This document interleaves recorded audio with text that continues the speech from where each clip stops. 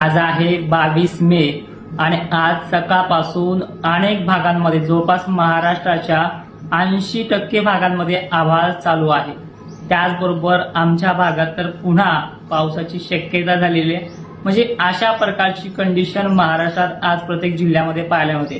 पावसाचं प्रमाण कमी जरी असलं तरी दिलासादायक ढगाळ वातावरण मात्र अजून 3 दिवस कायम आहे। 3 ते 4 दिवस मध्यंतरी 25-26 ला वारे जोराने वाहणार आहेत आणि मान्सूनला आणखीन गती देणार आहे। अवघ्या 3 ते 4 दिवसांमध्ये मान्सून केरळात दाखल होऊन सुद्धा तो कर्नाटककडे प्रवेश करायचा अंदाज आहे आणि येत्या आठवड्यामध्ये कर्नाटक व्यापण्याची देखील शक्यता आहे। 4 ते 5 जून पर्यंत मान्सून हा महाराष्ट्रामध्ये दाखल होऊन दमदार हजेरी सुद्धा लावणार आहे। सध्या जसं तुम्हाला मागच्या 5 ते 7 दिवसापूर्वी सांगितले की 21-22 काळामध्ये ढगाळ वातावरणामुळे टेम्परेचरही कमी होऊ शकतं। आता अनेक भागात रोजच ढगाळ वातावरण मिळत नाही, कधी एक दिवस आड मिळते। अशा सुद्धा भागांना घाबरण्याची कंडिशन नाहीये। बट ठीक आहे, आज पाऊस जो आहे 22 मेचा कुठे कुठे राहू शकतो एक्झॅक्टली सांगायचं म्हटलं तर ज्या ठिकाणी पश्चिम महाराष्ट्र असेल, मराठवाड्यात असेल, 2 आणि 2:30च्या टायमिंगला दुपारनंतर गरमीची लेवल वाढेल। अशा ठिकाणी संध्याकाळपर्यंत ठिकठिकाणी पाऊस सुरू होईल। या पावसाची व्याप्ती सर्व दूरची नाहीये, सगळ्यांनाच होईल अशी ही कंडिशन नाहीये। पण यातली गुड कंडिशन अशी आहे की या वातावरणाची क्रेज जी आहे ती 25 तारखेपर्यंत कायम आहे। आता विभाग आणि जिल्हे आणि तालुक्यात थोडक्यामध्ये पाहूयात। महाराष्ट्रामध्ये जर बघितलं तर आज पुणे सर्कलमध्ये काल सक्रिय नसलेला पाऊस आज सक्रिय होऊन जाईल। अहिल्यानगरला सलग 3 दिवस वातावरण चांगल्या भाग बदलत पद्धतीचंच पडणार, कानेकोपरे रोज घेत राहणार आहे 3 दिवस।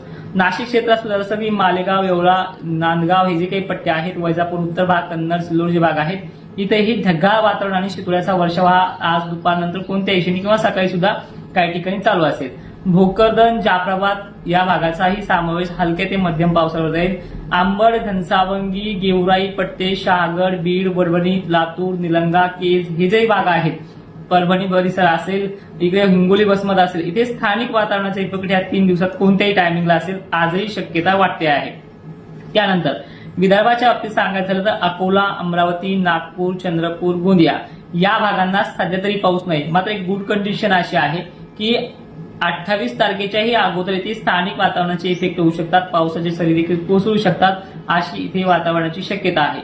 पण याच आठवड्यामध्ये सगळं चित्र पालटणार आहे। मान्सून पूर्व पावसाची देखील हजेरी याच आठवड्यामध्ये शेवटच्या क्षणाला का होईना सुरुवात होईल आणि जूनचा पहिल्या आठवड्यापासून मान्सून हा ऍक्टिव्हेट होऊन पेरणीसाठी आपल्याला 12-13 तारखेपासून स्टार्टअप देखील होईल आणि परिस्थिती गेल्या वर्षी एवढीच या जून महिन्याची ही चांगली आहे आणि जुलै महिन्याची आहे।